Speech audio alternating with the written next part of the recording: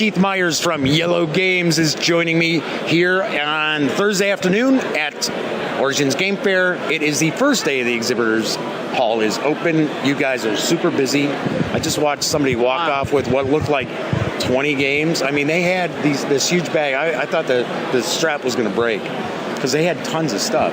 We double enforced the strap just for that reason. Well, you've been busy, so people have a lot of stuff to pick up. Yeah, if they were here last Origins, there's probably in the neighborhood of 24 new titles since then. And then even from Gen Con, it's so. Well, I know after Gen Con you had a lot of stuff come out. So let's cover a few of the games. Okay. Now, I do recall at the secret Gen Con party last year, we got to see a peek. We got a peek at Around the World in 80 Days, and it looked really sweet. It had a very distinctive art style. Yeah, very nicely presented, and that flew under my radar because that came out December, November. Yeah, probably November. I think is about when it landed. Great reskinning of the Hare and the Tortoise game, which was a Spiel des Jahres winner, the first, I believe, Spiel des Jahres winner. And we rethemed it with the Phineas Fogg, traveling around the world in 80 days, made to look like the book. So, especially in the French culture, Jules Verne, very popular author, had a very distinctive book binding set, and so we made it look like that, but it's big. It's got a nice little pocket to pop out the box in the game. Beautiful art, kind of in that style of the Jules Verne era. Yes, very distinctive. It really stood out. I mean, that's why, funny enough, I came walking up to the booth because I didn't realize it was out, and I'm kind of looking, I'm like, hey, did that come out? I'm like, oh, there it is. Sweet. Yes. So you've got that. The big release for Origins is Arena for the Gods. Just got to get that dramatic. From my understanding, it's sort of, obviously enough, a battle game. In an arena.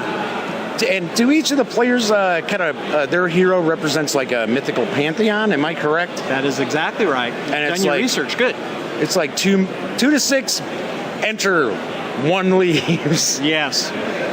Everybody gets to arm themselves with various things, weapons, mounts, defensive items, spells, and then they go into the arena and they do this frantic kind of dice rolling. The dice rolls lead to unleashing the powers of the things you've equipped yourself with, and that allows you to bash the other players. And so you're trying to whittle them down, their health points. There is a fountain of healing that you can go to kind of reclaim your points, but of course everybody's trying to stop you from getting there and trying to bash you up more.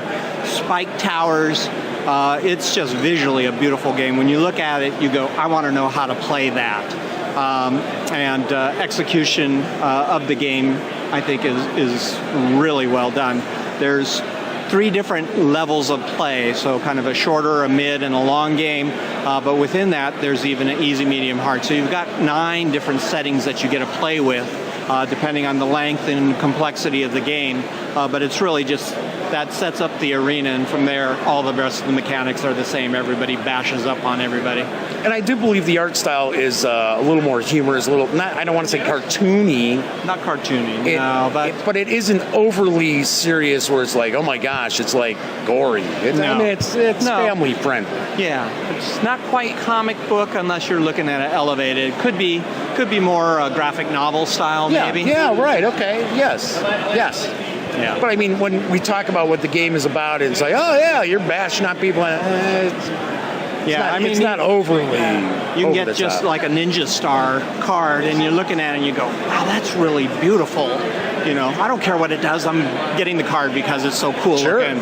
And that's kind of a Iello trademark. Really doing fantastic art and components. So this very distinctive. People know a Iello title when they see it. Yeah, absolutely. For an example, King of Tokyo, which has received a bit of Lovecraft lovin' from you guys. Yeah, if you're talking about the monster pack for Cthulhu. Yes. All right, yes. We started doing monster packs. Cthulhu's first in that line. We'll have some others as time moves forward. But it's standalone monster with its board. but it has power-up cards with it, so it makes it playable in all the venues, all the King world. Right. And Cthulhu's the first one, so I think that's pretty appropriate. And why not start right out of the gate with Cthulhu? It's funny with our pronunciation, because that's how I pronounce it, I should say, is Cthulhu. Obviously, we're from America, because across a pond they say Cthulhu. It sounds German when you say that. It does. So, I know King of Tokyo is fantastic for you guys. Big seller. Everybody loves it, from kids to grandmas. And that's why it's so successful, because Yes. it fits pretty much all groups. And you've got some other games as well. Pyramids? Is it Pyramid or Pyramids? Pyramids. Oh, that's a good... Maybe blanking on that. Pyramids. Should be plural. Yes, definitely pyramids. It's a card drafting game. You've got 4 choices from tiles that are in front of you. Pick those tiles. It gives you the ability of possibly choosing first, but if you're choosing first, you have limited choices of where to place the cards that you'll be gathering from choosing first. But you're building in your pyramid, your tomb, the obelisk, and each one scores differently. So where you place those and the timing in which you place those could be very critical to your success. So for some very simple choices, it's got quite a bit of depth in the gameplay. What other titles? Because as you mentioned, from Gen Con on, you've got about 24 titles. Yeah. What are some of the other ones you want to make sure you share a little love for? Mysterious Forest, I think for us, was very successful, kind of dabbling into younger age games. Okay.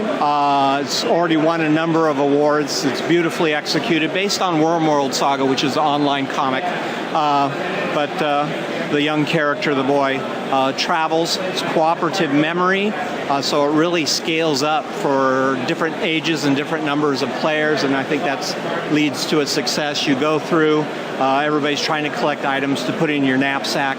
Those items help you move through the events of the game onto the final boss, who has her own challenges, and you have to defeat her.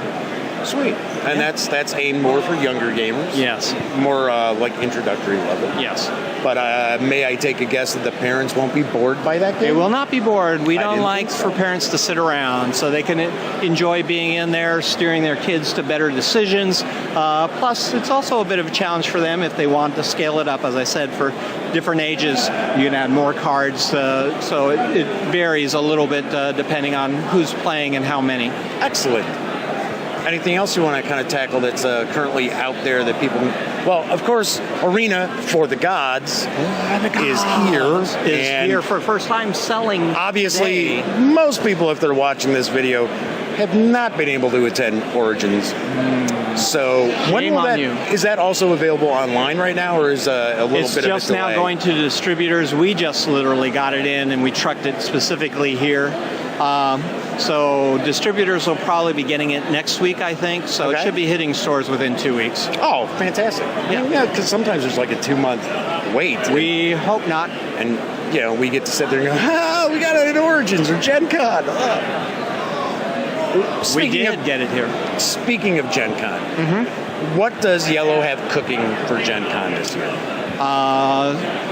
Sticky Chameleon. Hey, that used to be my radio name in Saskatchewan. What a coincidence.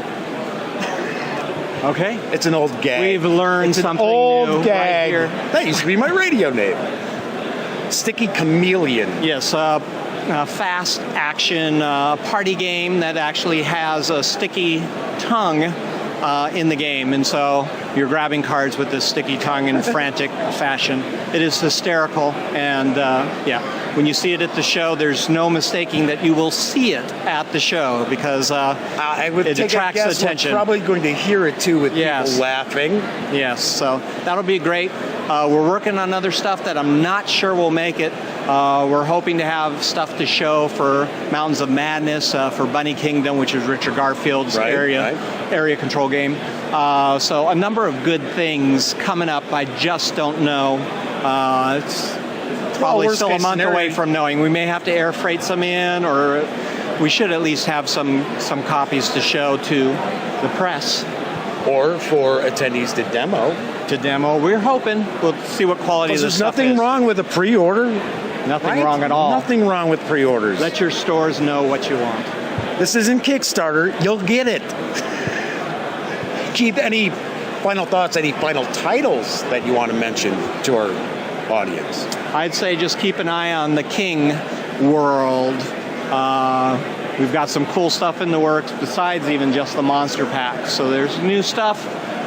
Probably a lot of you, if you're following that world, know some of the rumors, but I won't talk about it until we get to Gen Con. And then if you come to our secret press party, you may get some more details.